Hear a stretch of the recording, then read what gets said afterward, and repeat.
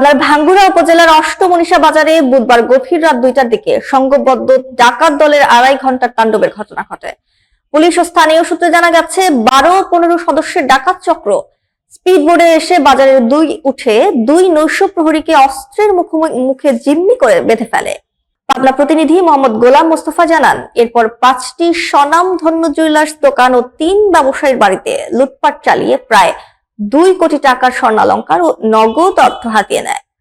স্থানীয় ব্যবসায়ীরা জানান, আত্তাব জুয়েলার্সের মালিক আত্তাব হোসেনের বাড়ি থেকে 40 লাখ টাকার স্বর্ণালংকার ও নগদ টাকা লুট হয়। তপন জুয়েলার্সের মালিক তপন কর্মকারের বাড়ি থেকে 42 লাখ টাকার স্বর্ণালংকার ও নগদ টাকা লুট করা হয়।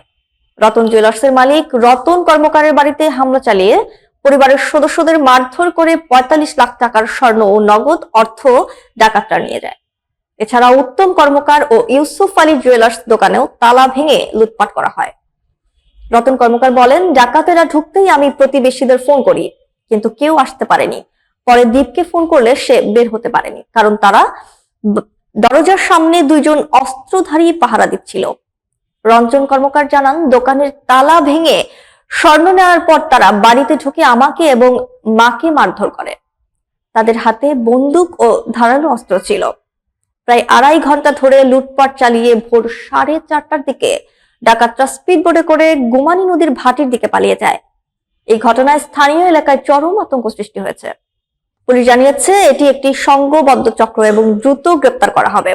খবর পেয়ে রাতেই ঘটনাস্থলে পৌঁছান অতিরিক্ত পুলিশ সুপার আবু বকর সিদ্দিক, পাবনা ডিবির ওসি রাশিদুল ইসলাম, ভাঙ্গুড়া থানার ওসি শফিকুল ইসলাম সহ ডিবি ও থানা পুলিশের একাধিক টিম। ভাঙ্গুড়া থানার ওসি মোহাম্মদ শফিকুল ইসলাম বলেন, কারা জড়িত তা এখনো নিশ্চিত হওয়া যায়নি, মামলা প্রক্রিয়াধীন।